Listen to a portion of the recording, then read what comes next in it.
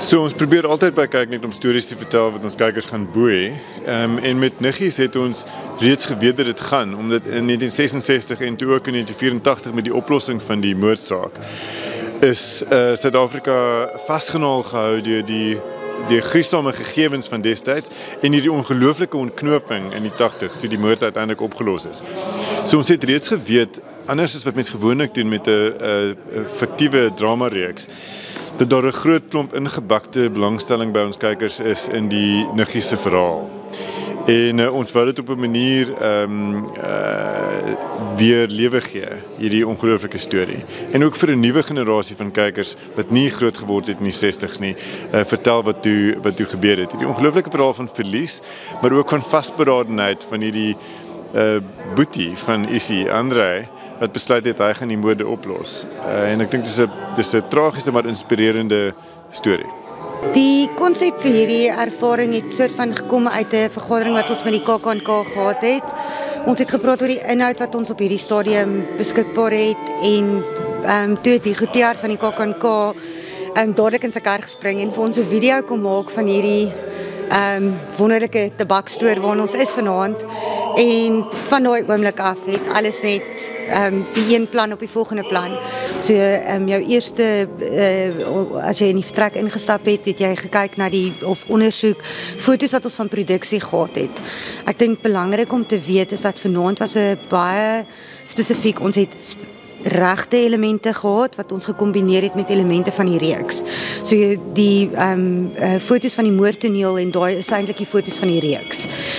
Dan het ons 'n uitbeelding gehad van die 80s en hier het ons 'n baie spesiale oomblik wat in een van die episodes gaan wees is wanneer Beer Adriaanse Andrei 'n tassie oopmaak wat aan Issy behoort het. En dit is regtig Issy se tassie wat die familielid vanaand vir ons gebring het en binne in die tassie is al die beeldmateriaal van kampvakansies, die begrafnis. So ons het geprojekteer teen die muur is van hierdie beeldmateriaal wat die kykers weer in een van die laaste episode sal sien. En dan het ons die kombuis is in 1960s met al die familie se verklaringe aan die polisie. My gunsteling element vanaand is definitief die Walkmans. So om die 80s te verteenwoordig het ons Walkmans gekry, maar ons het ook nou 'n potgooi wat ons vir hierdie reeks spesifiek vervaardig het.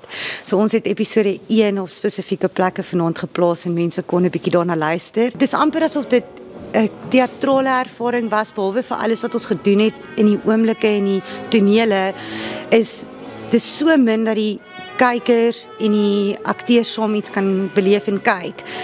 So ek dink dit was nogals regtig vir ons 'n baie spesiale ervaring vanaand. Ja, dis eintlik 'n ongelooflike ervaring want gewoonlik sit jy by jou huis en jy kyk dit en jy weet nie hoe mense reageer nie en dis regtig nogal 'n wonderlike ervaring om te sien hoe baie mense omgee oor die storie en hoe baie hulle dit geniet en hoe hulle dit raak, jy weet, omdat dit 'n ware verhaal is.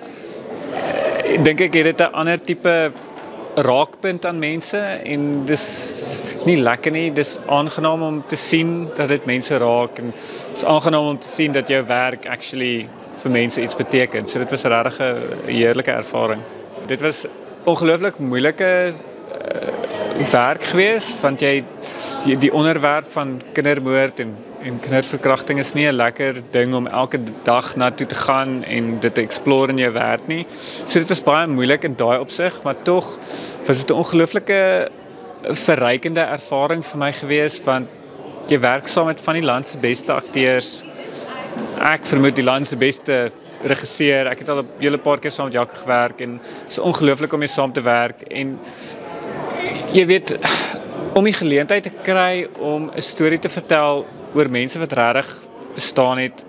Dit is eintlik 'n eer om die storie te kan vertel en om die dogtertjies, om vir Petro en Issy 'n stem te kan gee. Nee, ek is ongelooflik dankbaar vir die geleentheid. Ek dink hy het vir my 'n opstoting gegee wat ek nodig het.